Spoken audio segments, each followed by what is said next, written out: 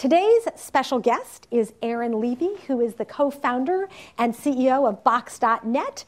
I got a chance to talk to him a few days ago as we prepped for this lecture, and I have to tell you, I think you're going to be wowed. He is inspiring and interesting and very funny, and he's got a great story to tell. So, without further ado, Aaron. Cool, thank you. And actually, slight coincidence. Our company is actually underwritten by Draper Fisher Jurvetson as well. So this will. Thank you, DFJ. Can you hear me fine? Are we plugged in and everything? Cool, very good. And I think so. I'm going to use a PowerPoint to go through what I'm talking about. How's everybody doing, by the way? Great. Okay. Very cool. Okay, we're jumping right in. So I'm Aaron Levie, the CEO and co-founder of Box, and we'll talk a little about what Box is. And this is actually a new presentation, so hopefully it's useful. I've done my best to make it useful, but you sort of get what you pay for. And I don't know how much you guys paid for the tickets to this thing, but we'll see how it goes. Okay, so everybody's good? Yeah. Very good. So you're probably wondering, who am I? Why am I qualified to talk to you? What am I doing here? What can I possibly kind of impart on everyone? Well, the first thing is I don't have a college degree. So I dropped out of college when we started Box, and so I didn't learn a lot of this stuff in school. I was rejected from 90% of my internships.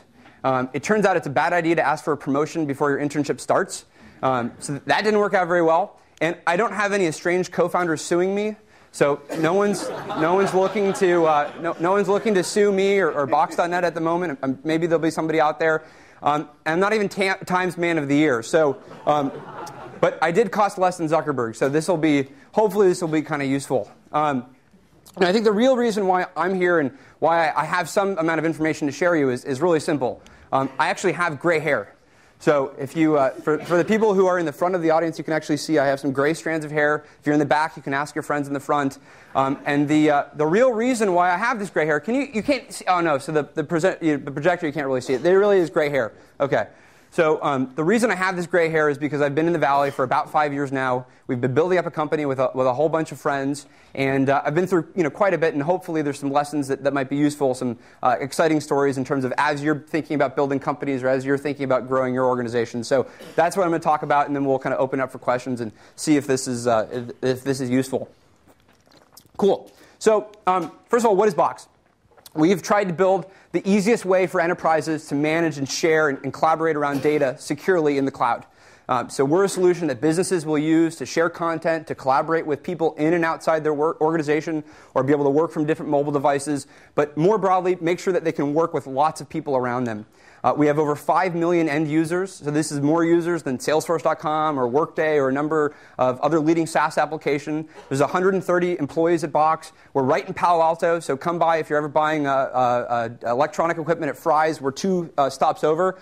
We're right in the kind of Fry's complex, and we've raised about $33 million in funding from DFJ, from Scale Venture Partners, from U.S. venture partners, and so we've built up a pretty good base of board members and some strong financing.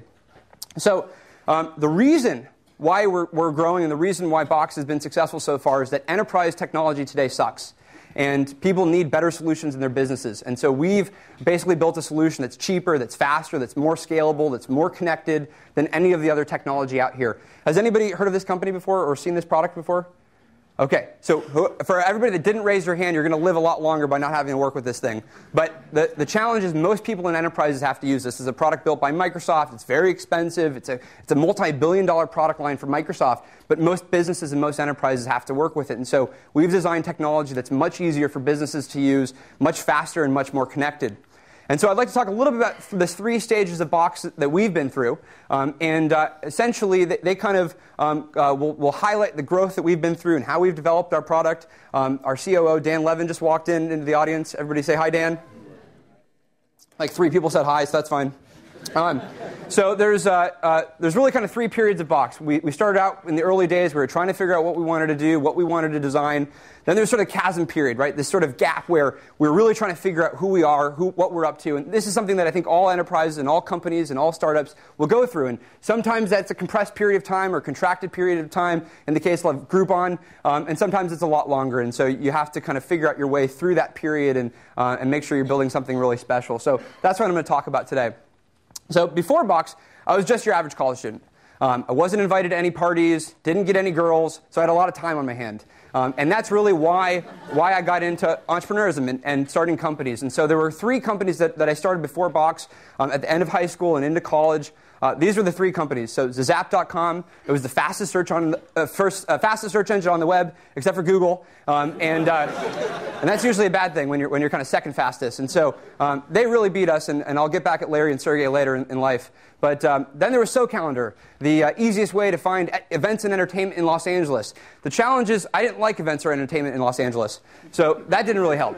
And then finally, we started Fastest.com. This was in early period of college.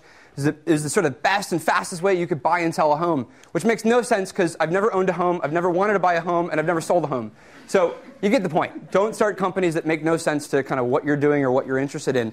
And so in 2005, this was sort of a period in time where my co-founder and I were working between lots of computers. We were sharing information with lots of our peers and lots of our colleagues, and we needed easier ways to share information. And so in 2005, we sort of got the idea to start Box. No one was really using the cloud. And back then, it wasn't really called the cloud. You sort of put files on a server, and you could connect up to the web server through a user interface. And we wondered, why shouldn't you store your data online? Why should you carry around a thumb drive or have to log into FTP? Why is the IT department at our school not able to give us really easy access to information? Back in 2005, the webmail at my school offered 50 megabytes of email storage. And just to make things even more fun, they decided to delete emails after 6 months, automatically. So you can imagine the kind of IT environment we were working in, and that, of course, that would never happen at Stanford, but we had a lot of problems, and this is why we decided to start Box.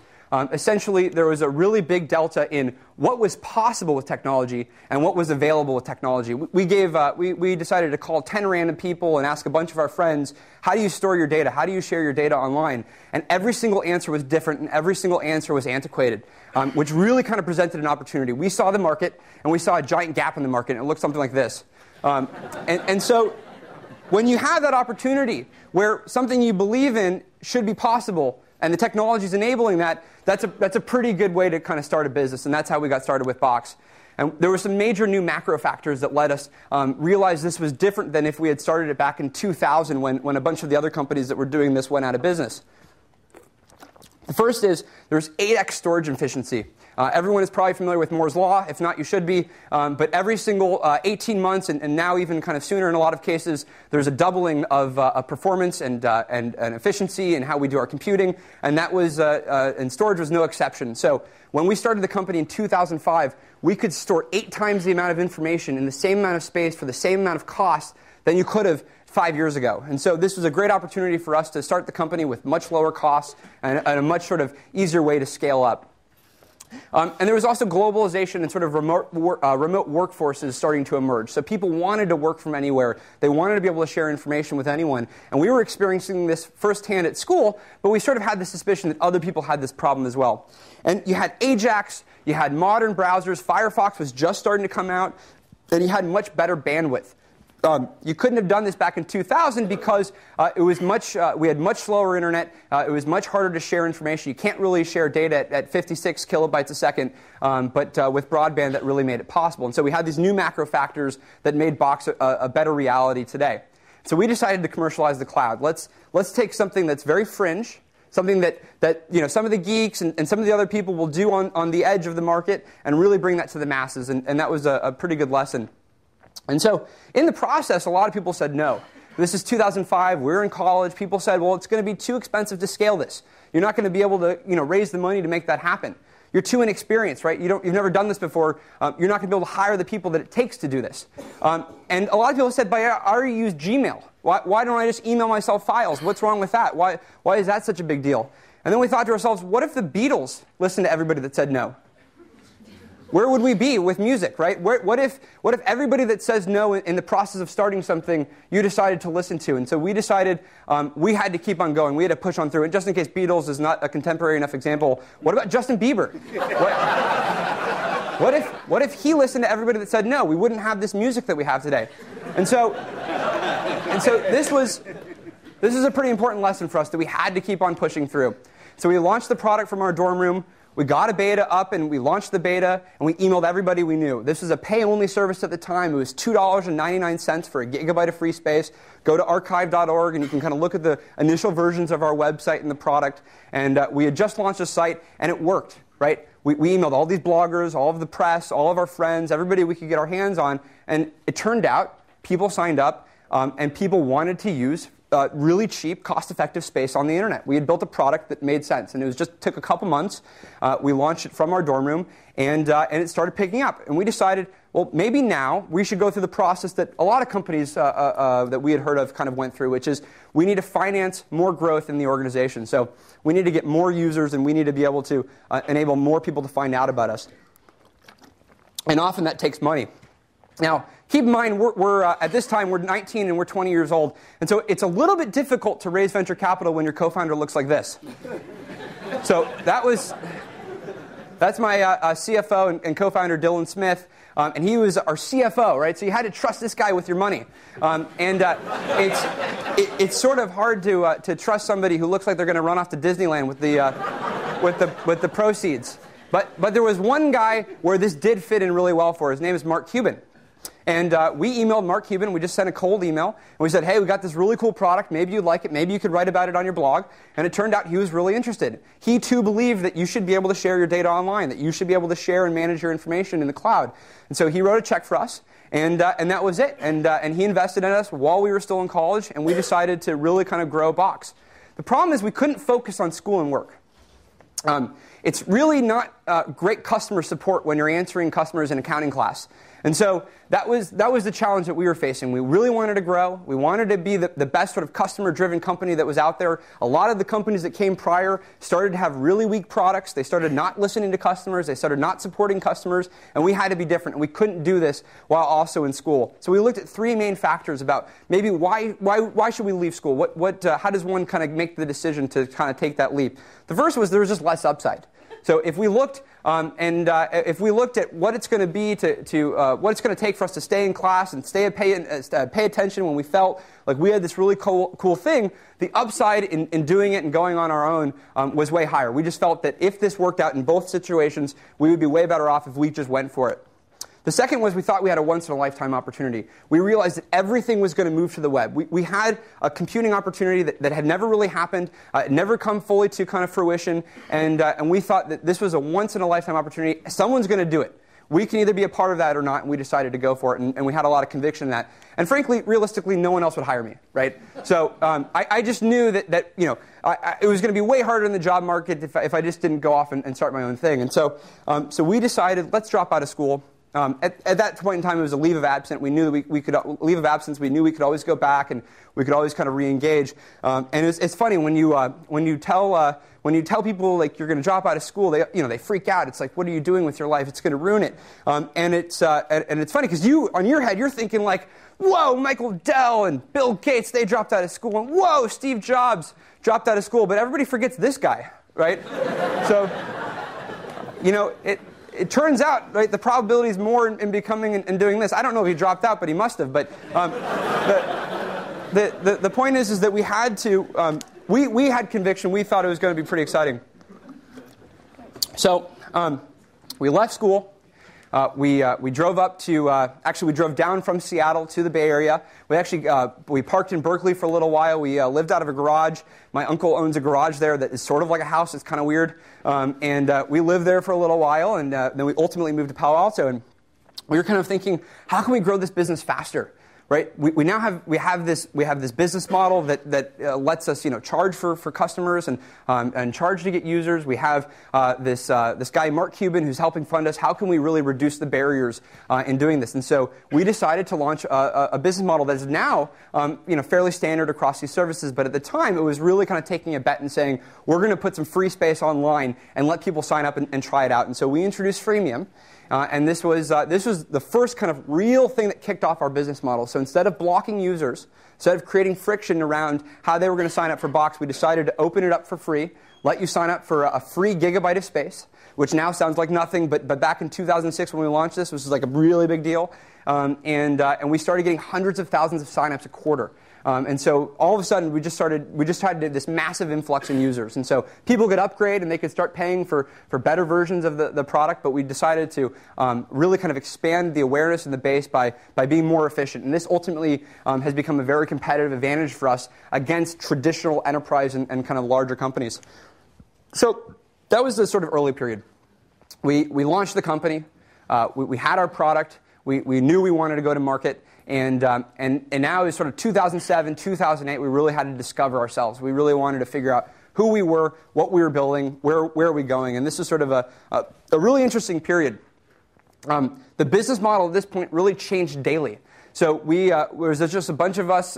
We would live and sleep out of the same place, and I guess those two things make sense. But we'd work and sleep out of the same place. Anybody who's not living and sleeping out of the same place probably should figure out what's going on with themselves. And so we were at this point where a bunch of the guys would stay up all night. We'd keep the site up. We'd answer customer support. And by the end of the night, we'd have a completely different business model. Because what happened was any two people, any permutation of two employees that would stay up all night would come up and concoct a completely different business model. It was awesome, but it was totally crazy and not something I recommend. So we thought, well, maybe we should sell advertising, and then we'll make money off of all these users who are using the Box account, and we'll start to have ads, and they'll see the ads in the product, and we'll make money. And that didn't make a lot of sense, because our kind of application doesn't have the type of scale or volume that you need for media properties to be very interested. And we also thought that would hamper the user experience. We also looked at license revenue. Maybe we could license Box to institutions like Stanford, or maybe we could take this to other places where they could use the technology and they could kind of white label the product. And we weren't really in a position where we wanted to do that. We wanted to kind of own the user experience. We wanted to build the best thing that we could, and so we didn't really want to license the technology. We even thought maybe you'll go to your Box account and you'll get all this cool media from guys like Sony and all these different places that were normally suing you. That they'd send you this media. And we went to Sony in New York City, and they thought that was the stupidest idea. So they weren't that interested, and so we were at this point where we had to figure out our business model. And this will kind of take us into the period we're in today. We thought to ourselves, we could either stay consumer, we could build a product for all of our friends, all of our family, we could be the best way that you could share photos. But then we looked at it. We thought about what is our opportunity to really innovate in that area. Who are we going to be competing with? We looked at Google and Microsoft, people that were going to just dramatically bring down the cost of storage for consumers. We looked at what Facebook was doing in photos, and we really felt that was a really great way that people were going to communicate. Can we really compete or be innovative in that area? We looked at the music space, as I mentioned, but really thought iTunes, and now we have Spotify, but there were sort of better products on the market that would let you share and consume music. And then we looked at the enterprise. And as I mentioned earlier on the Microsoft slide, the solutions that people had in their businesses weren't as innovative as we are. And we really thought that we could do it better than everybody else. And so enterprises already have budget. They already spend collectively billions and trillions of dollars a year on this type of technology, of managing their data, of helping their businesses communicate, of enabling collaboration, of all of their sort of IT strategies. So they have the money, right? Compared to us as consumers, we sort of care about every last dollar that we spend on anything. And so we needed to really we needed to go after a market that could essentially pay for the service. And that's a thing called a business model, and we thought that was important. We could out-innovate the competition. So what's really interesting is traditional enterprise software usually gets built and deployed in 3-year release cycles. So that's why you have products called Outlook 2007 and Outlook 2010 and SharePoint 2007 and SharePoint 2010. Every 3 years, that product gets updated. That means the second that it's in a customer's environment, it's already out of date. That means somewhere in some lab, somewhere at Microsoft, they're working on an all-new version. And that means you're always behind them. And so we knew we could out-innovate these older incumbents who were building technology in the old way. We could be more like a consumer company, deploy the software faster, and this would be a dimension where we could innovate and we could have a lot of competitive advantage.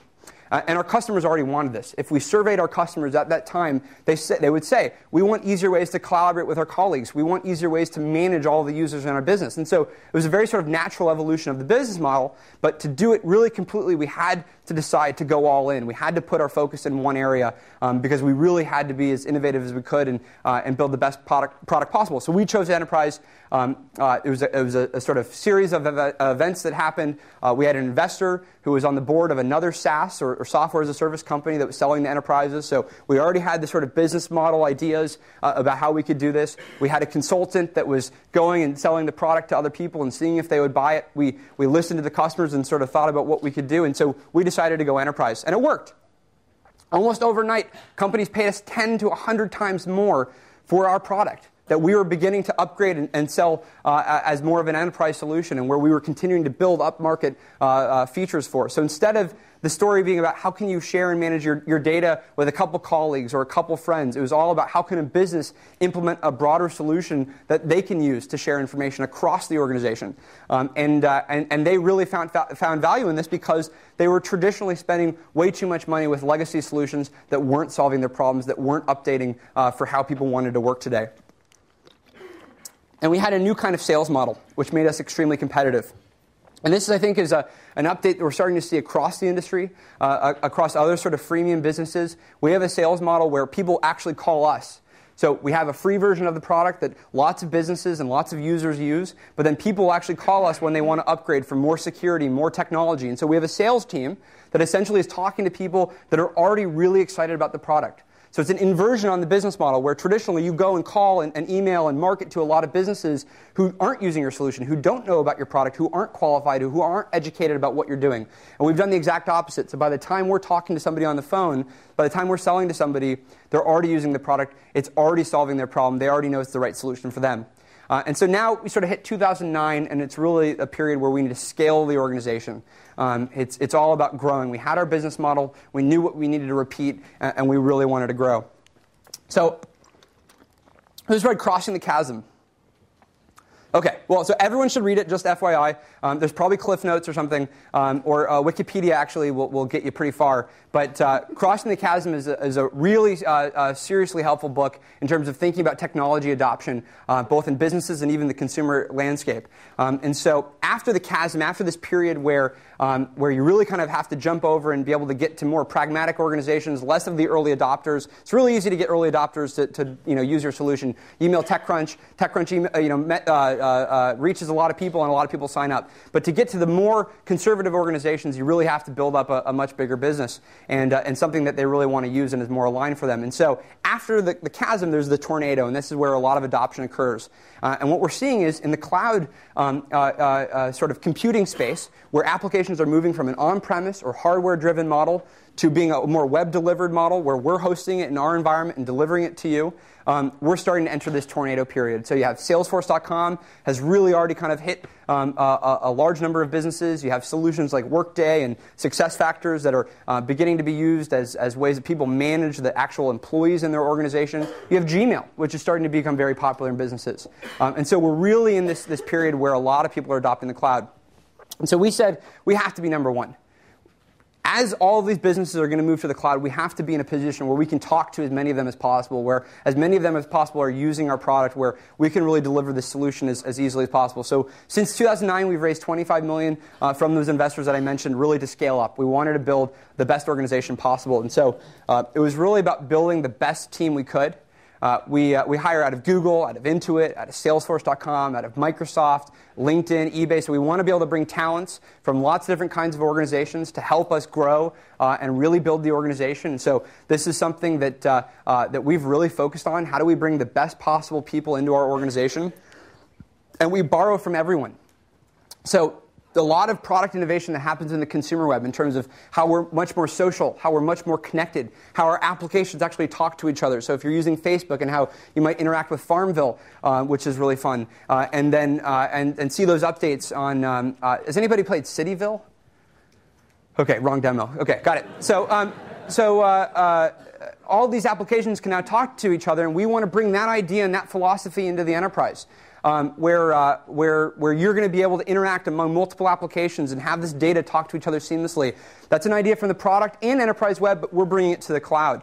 We take marketing ideas from Hollywood. So how do you do big launches? How do you make a lot of noise? How do you get people to pay attention to your product as opposed to everybody else? And support from Zappos, right? A company that is totally known for how great their customer support is when you're buying shoes. But why is it that when you want to talk to somebody in an enterprise software company, it's so much harder to get their attention? right? It feels like they're only selling to you. It doesn't feel like they're supporting you. And so we've been able to redesign the sales organization to be much more customer-centric than any enterprise software has ever become. And these are the things where you can take lessons from the different organizations out there that have competed on your behalf for solving some other problem, and we're bringing it to market in our own way. And so we've been able to borrow from a lot of lessons from other places. Culture, at this point, will make or break us. We're at 130 people, right? The next 130 people matter a whole lot to make sure that they're people that we really want to work with, that are going to continue to drive the innovation of Box forward, that are really going to be able to take us to the next level. So my co-founder and I still approve all offers. We make sure that we are still building an organization, and we make sure we still have the discipline to build a company that has the kind of people we want around, the kind of people we want to work with. We want fun people. We want energetic people. We want a lot of really kind of quick, low ego, very collaborative people. We want people who are very relentless. So you have to balance motivation, but also the capability to get the actual work done. And it's hard to find the exact people you want to work with, and we make sure we have the discipline to continue doing that. And we let go of the people that don't, because ultimately, life's too short to not build an organization that you want to work at. And that's the greatest opportunity, I think, for starting companies and helping found companies, being early at companies. You get to define what kind of organization you want to build. And so it's a lot of fun. We're building up a culture that matters the most. And so today, sorry, I apparently can't drink water. So can we edit this out of the video? Is this live streaming on like Twitter or something? Okay, cool. Actually, who's using Twitter right now? Anybody tweet anything yet? Did you say something good or something? Okay, cool. Okay, so today's vision is to build a different kind of enterprise software company, right?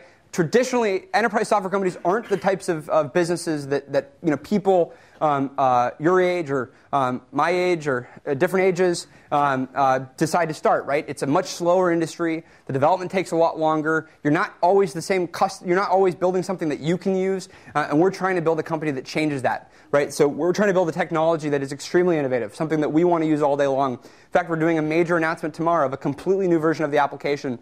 The person, coincidentally, who's leading up the development of that application right now was the CEO of a company that got started out of Stanford, Kimber Lockhart and Jeff Seibert, who were both very involved in ETL and Bases. We were very fortunate to be able to bring their company into ours about a year and a half ago. And now Kimber's leading the whole development of this brand new version. So we're all about building new kinds of software, new kinds of technology, and delivering it in a different kind of way. So that's what we're doing at Box. And I thought, as if I haven't shared enough information, there's maybe like 3 or 5 kind of quick lessons that hopefully will be useful in terms of as you're thinking about building a company. The first is, actually this isn't a lesson, but this is a reminder. You're really, really fortunate. Seriously, there's very few places in the world where we have as much opportunity as we do. People are literally underwriting our ability to go change the world. And not taking advantage of that is a complete waste. And so Silicon Valley is sort of like the Disneyland of capitalism, where you can really choose what you want to do, what you want to work on, assuming it's really exciting, assuming some people think that they're going to change the world with you, that they might make money in the process, then you can build whatever you want. And so that's really important. So lesson 1, do something that wasn't possible 3 years ago. Pretty much if you're looking at a business opportunity that you could have done 5 or 10 years ago, it might be too late, or it might not be different enough to make a lot of people care. And that's ultimately what it takes to kind of scale. And so look for new technologies that are enabling your solution, right? Box wasn't possible in 2000. It wasn't possible to scale up in 2000. The enabling technology was cheaper storage, better browsers, more connected devices, more really kind of faster internet. Cultural changes, right? What made Facebook possible? That we want to share information and we want to be more connected. Or macro trends. What are the sort of macroeconomic trends where people want to save money, so all of a sudden we go buy things half off at Groupon that we don't really want? Those types of things are really important to starting a business. Do something that you're extremely passionate about. This is another lesson that I've learned over the first 3 things that I had started in college. If you're not really passionate about what you're doing, it's totally great. You'll be excited about it. Maybe when things are going well, it's going to be really hard to get other people passionate about what you're doing. And ultimately, it's really hard to kind of think out 5 years. Where is your company going to be 5 years from now? Do you really want to be doing what you're working on? Startups are very hard, right? There's a lot of bad news that happens every single day.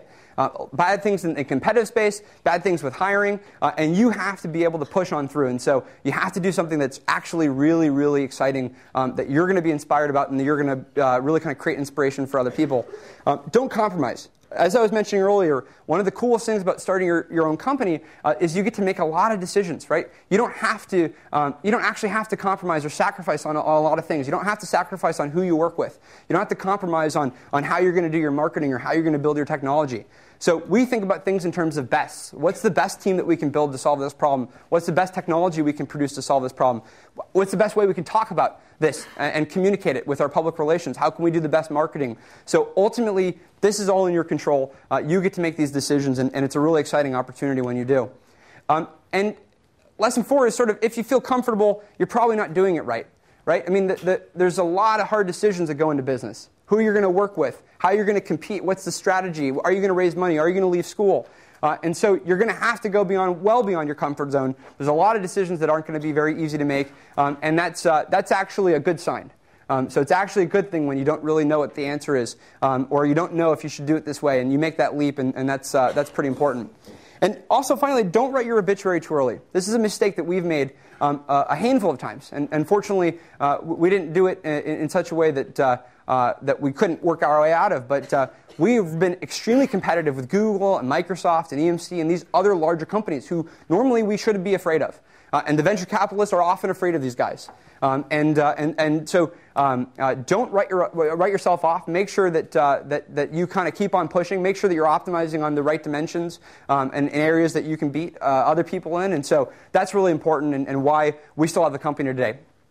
And if it turns out that these 5 lessons don't work for you, we're actually hiring. So we are really excited by people that start their own companies, but we're also excited by people who are passionate about learning in companies that are quickly growing and want to be a part of that. And I think while I do push heavily on starting companies, getting out there and trying things, there's as much value in going to startups right now and learning for yourself how companies are being built, because maybe it's 2 years later that you start that company, but at least being in the environment and learning kind of firsthand with what goes on is extremely helpful. And I think both routes are incredibly important. But just don't work for McKinsey or something like that. But I think that definitely join startups and have a good time while you're doing it. So that's my presentation.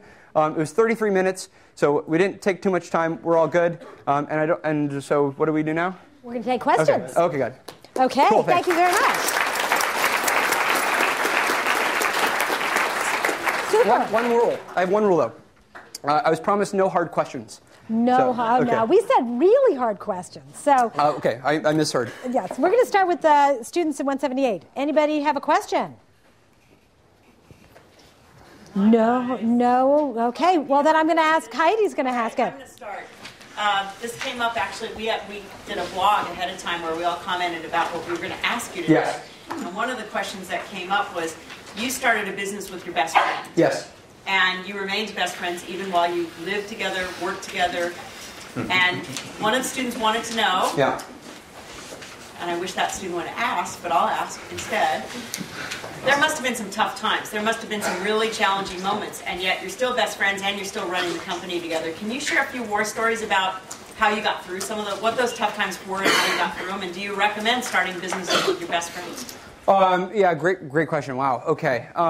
So the good news is my best friend wasn't named Eduardo, so that made things a little bit easier. So Dylan and myself, and actually the 3rd and 4th employees of Box, we actually all went to high school together up in Seattle, and so we knew each other extremely well. We already kind of knew each other's ticks. Like Dylan likes to save money, so don't ask to borrow money from him, right? That's just like a no-no. And so we were an opportunity where we had already collaborated for a very long time. I realize that's extremely unusual in terms of as you're starting companies in college. But what I think we kind of both, us and even the kind of 3rd and 4th guys that we went to school with, we all realize that we're trying to have the most amount of fun. We're trying to have the largest amount of impact. We're trying to not let the things that happen in the business world, impact our own relationships. What's also kind of interesting, though, to be fair, is our relationships have over time transitioned to being more business-oriented relationships. And so we're often talking about business. We're talking about the technology, talking about the product. And so it's sort of almost hard to blur to separate the two at this point. When I shared a bedroom with 2 other guys for 6 months.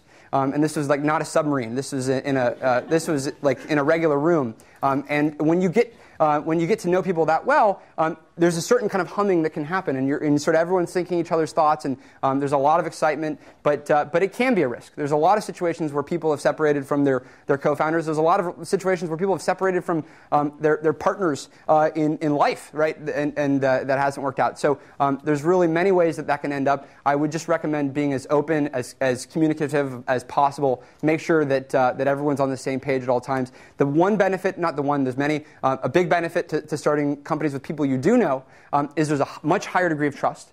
We've been able to, almost through peer pressure, just that is sort of social in nature and subtle in nature, make sure that we're all in this together at all times. And it's this level of bond, which means that we know that no one's going to leave if something goes wrong or if there's going to be a problem. That's a level of I think tightness that comes when you have a bigger and better relationship with people. But over time, you also have to build those kinds of relationships with the new people that come into Box. And so we've tried to create that type of familiarity with everyone that we're working with. So that's how's that for a really long answer that maybe didn't answer your question? Good. Great. Okay, we have a question here. Maybe this is too simple of a question, but that's great. Why do you think those software giants did not crush you? Well, it's not too late for them to crush us. So let's not let's knock on wood. But I think what's great is when you have a technology and a company that's super focused, right? We have 130 people, right, about 2 miles away that spend, hopefully on a good day, 14 hours. Some days, 10 or 12 hours. Focusing just on how are we going to grow and build the absolute best technology to manage and share data, right?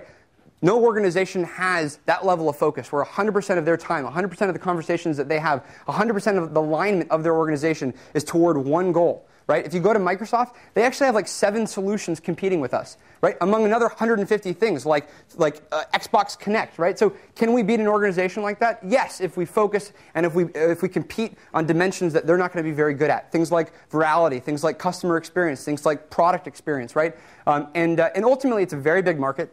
So we don't have to put Microsoft out of business. I'm not saying short Microsoft right now, but there's a very big space, and we're playing in an important area in that space, and we're trying to just bring the best technology we can to our customers. And usually, if you do that, good things happen. You might not kind of crush everybody, and that's not necessarily the goal anyway. It's really to kind of bring about new change in the space, and I think your odds are on your side for you to have a pretty good opportunity with that. So. Don't compete with Facebook right now, probably. The network effects are too strong. But maybe unless you got something brilliant. But cool. What's up? What is your opinion on Dropbox, and do you see to be a direct competition to Box.net in 5 years' time? Cool. So are there any other questions in the audience? Is there anybody who knows a little less about this space? So great question. So Dropbox, I think, is a really great way that you can kind of manage and share your own kind of personal data, especially if you have a Mac, a PC, an iPhone, all these kinds of devices. That's something that we've tried to solve. We try and solve, and we get better at every day. But our big focus and big difference is that we're trying to enable enterprises to share and manage all of their data. So it's not just about you and your computer. It's actually about all the people that you're working with, all of the applications that you're working from. So if you're working in Salesforce.com, or if you're working in NetSuite, or if you're working on an application like Sugar CRM, you can bring your data to those places. Those are very kind of business-oriented areas that we compete on, and it's a really important area. So we want to both make sure that people are using the product at an end-user level, but most importantly is we're building a technology that the enterprise itself can adopt, and we're just doing that in a very different way than what traditional enterprise companies have done. You mentioned earlier about boring marketing from Hollywood. Okay.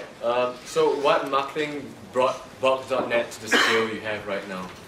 Got it. Let's see here. My co-founder was never on TMZ, so that it wasn't that. Although he was on a TV show, I will not take questions about that, and you should research that yourself. It's kind of funny and awkward.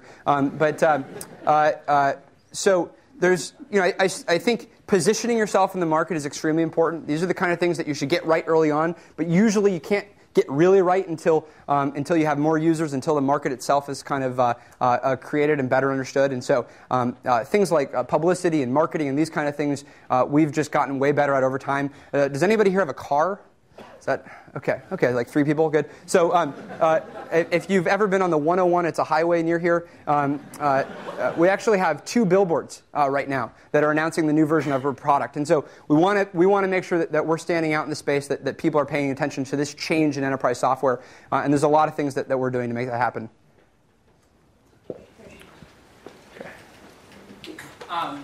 You said kind of the last slide, don't write your obituary too early. Yes. With your 3 previous companies, you clearly wrote your obituary at a decent time. Yes. Enough time. Probably too late, actually. How do you know the difference between an idea like ZipZap, where you're saying, okay, Google can do better, shut it down, versus Box, where it's saying, we've got some competition, we can do it better? Great question. So with ZipZap, it was just obvious. Like, that was just a stupid idea. Like, that it didn't make any sense. We weren't actually faster. We probably weren't even the 10th fastest site on the internet for searching. And so that was just, we kind of knew it, right? That was a gut check. But there's this philosophy of fail fast, right? You want to test things on the market, and you want to turn them off if they're not working. And your ability to succeed as a startup goes up with your ability to do that, right? Because you're constantly iterating, you're constantly trying new versions of and new ways and new experiences of doing things. So you have to be able to turn things off.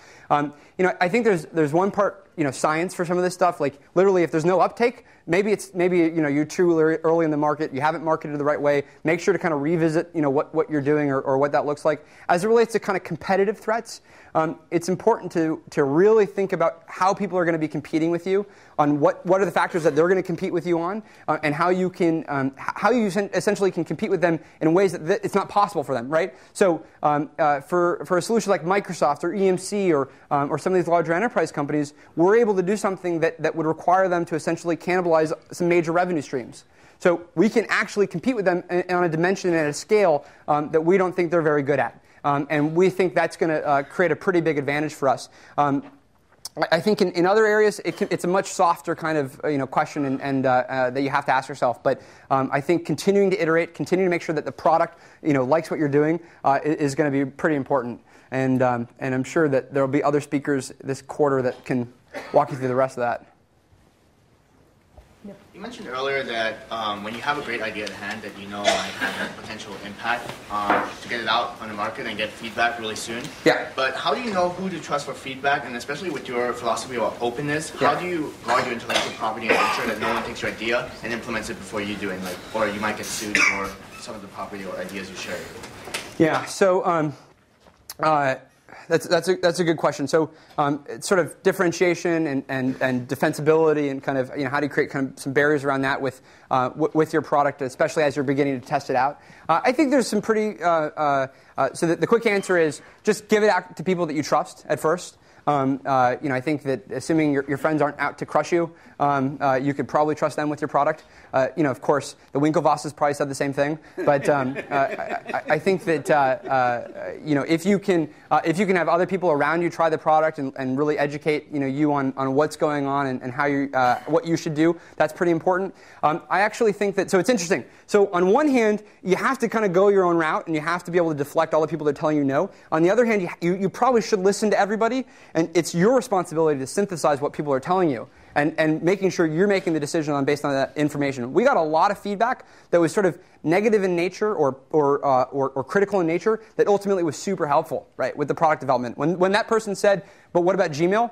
Then we realized that the market might say, what about Gmail? And so we have to build a product, and we have to build marketing, and we have to be able to build a solution that solves that problem. And so offered out to early people, beta access, private alpha, one of these, some other kind of Greek letter or whatever is probably fine. Or Latin. What language is that, Dan?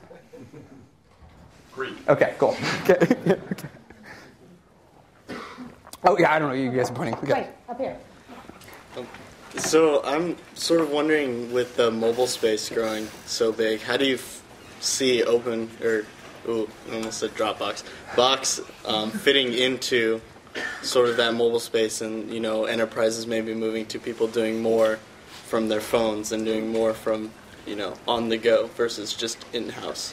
Yeah, so mobile is huge for us. When I look back at our original sort of business kind of plan and prospectus that we wrote in 2005, and we actually had this section for mobility, and we said people are going to want to access their data on mobile phones.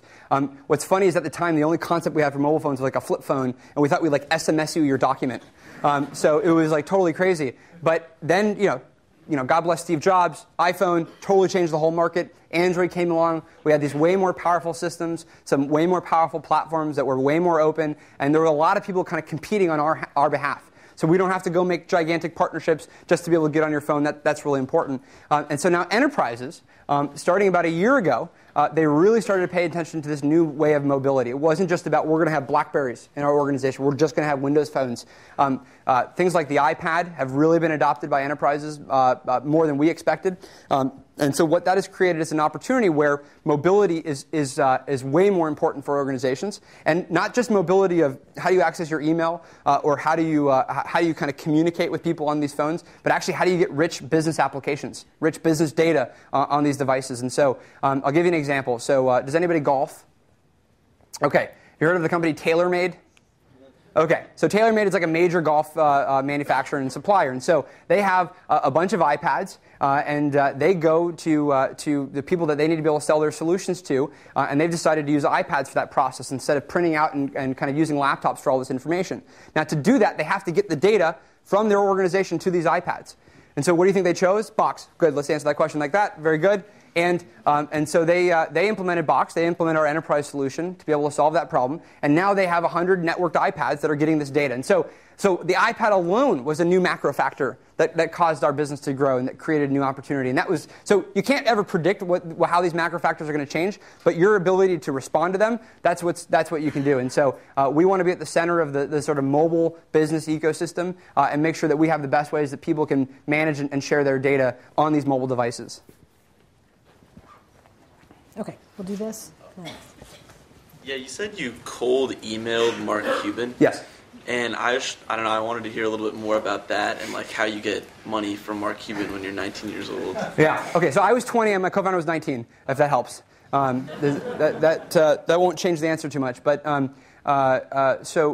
yeah, great question. So it was great. We were at a point where we actually didn't know the rules of business at this point. So we thought emailing Mark Cuban was like the thing that you do. You just, you send a billionaire an email and maybe he'll respond. And in this case, I promise you we freaked out when he did respond. Because it was like, what is going on? We're in this alternate universe. What's funny, this is before Entourage and stuff, and I'm sure he started getting like 1,000 of those emails every single day after he financed Turtles Tequila Company or whoever did that. I don't even know. So we cold emailed Mark Cuban. We didn't ask for investment. We said, take a look at our new product. We'd love you to write it on your blog. He's got a site called Blog Maverick, and he decided to write about the product, and he got really interested in it, and he said, well, this is kind of interesting. Do you guys need money? And so it was sort of by starting the relationship very casually that we engaged him, and he became pretty interested. And we just got super lucky. But the lesson I think that can apply to other things, and we've done this a lot since then, is you just can't predict, right? Who's going to respond to what? And so the sort of relentlessness that you have to have in growing your business and building your company and making sure to continue to push on every possible way that you can is really important, because we're not in the business of kind of predicting who's going to respond to us, who's going to care about us, but we're in the business of telling as many people as possible. So it worked out. I don't know that it works out today. Try it on Peter Thiel. We'll see what happens. So. Great. Yep. So you talked about Moore's Law, especially in enabling the SaaS model, in terms of a decrease in the cost of technology, especially for storage, for example. But as Moore's Law, I guess, an extension as it progresses, and data storage and bandwidth and all these things get even more cheap, do you think that would have any effects on, for example, the SaaS model in terms of if an enterprise can do this for really cheap, why would they do it off-site when they can just do it by themselves at their own site without the security concerns or any of the other associated problems with SaaS? Yeah, so the question was if Moore's Law benefits us, why doesn't it also equally benefit our customers on building their own infrastructure? Is that right? So totally neat question. So the two things. One is we're building an application that we think really adds a tremendous amount of value on top of the storage layer, the area that Moore's Law is actually affecting. Moore's Law is not enabling us to build a better user experience and product to help you collaborate. It's making our cost much cheaper. And so that's pretty important. So we have that as sort of a pretty big advantage. But what's happening is it's not so much the issue for enterprises isn't so much that that it was too expensive to manage the hardware in their organizations. It was that they had to become more agile and they had to become a little bit more strategic in terms of how they thought about the technology that they were bringing in. And so we actually did this on our own. We actually used to use Outlook and Exchange, and we used to have email servers in our company that manage our email. And the day that we moved over to Gmail, right, it was this big difference. Instead of figuring out how to back up our email servers, instead of how to figure out how to make sure our email servers were connected to the outside world, instead of having to manage the security around that, our IT administrator instantly turned on Gmail. Gmail and Google handle all that security, and it was much easier for us. And so those are the factors that I think we're starting to recognize, is that IT organizations and businesses are trying to become much more strategic about their technology. And so they're beginning to implement solutions that other people are helping power, assuming the security is there, assuming the scalability is there. And so the reason why Moore's Law is super great for us is that we can take all of these organizations' data, and we can actually constantly stay on top of the latest technology trends because we have the economies of scale and motivations to do so, much more than all of our customers could if they were disaggregated, and so that's why we can kind of build up a pretty big platform in that sense. But it will certainly be interesting to see how this emerges. Maybe there'll be like a server that's like this big, and you like hold it in your pocket, and then that'll like disrupt us again. So we'll see what happens. Let me. Back there? Speak up really loud. Yeah, you keep mentioning culture. You said you had 130 people. How do you keep that culture going when it was like the same small group of you guys? I mean, you guys were buddies. Now how does that extend to 130 and beyond? And is it a culture of innovation? Do you take innovation from inside, or how does that work for you guys? Yeah, so this is something that we spend a lot of time on. We have a large portion of not necessarily disproportionate, but a good portion of our management attention is on how do we build out the culture in the right way as we scale. So if you think about it, someone we hire today as just someone who's going to be an engineer or someone who's going to be doing sales will actually probably, if they're really good, be a manager, right, in 6 or 12 months from now. And that means that because of the rate at which we're growing our organization. So we have to hire people today that can actually be leaders later, and that's really critical. And so first is just the criteria in which of who you're hiring, right? The qualifications of that individual, our hiring process to make sure we're bringing in people that we want to work with, that we think are skilled enough to be able to be really innovative and be able to work really hard. And we push on people and set really big goals. So you can actually start to see what people can't meet those goals. What kind of people aren't fitting in this high performance, really kind of quick environment? Because that's the only way we're going to be competitive, right? We're in the business of getting a lot of people together, building a really good technology, and the only way we can do that is if we have the best people to do that. And so we have to make sure we're constantly hiring the best people. We have some sort of mechanisms that help us do that. And what was the second part of your question? I mean, are you bringing in innovation? Yes, great. Yeah, so innovation is critically important. I actually need to read some more books on this in terms of like what happens to companies when they stop innovating. Like why does that happen? That totally sucks, right? And as a startup, everything you do matters so much, right? Your leverage is just the people that you're working on that project with. Nobody's there for the paycheck. You're there to really change as much as you possibly can. And so you want to maintain that when you have 100 people, when you have 500 people, when you have 1,000 people. And so we have a couple forcing functions that help with that. We have this thing that Facebook certainly popularized, the hackathon. So once every 3 or 6 months, all of our engineers stay up all night, and they can work on any single project that they want to. It's totally up to them. And that gives us an opportunity to have things that are outside of the sort of day in, day out business that let us kind of figure out what new is out there that we want to work on. Google has the 20% time. We do this more in like a sort of a consolidated period where we're going to put out a lot of work. And so what comes from that is we were the first company to release HTML5 drag and drop file uploading and technology like that in this space. We have this thing that's launching tomorrow, which enables Box to be real time.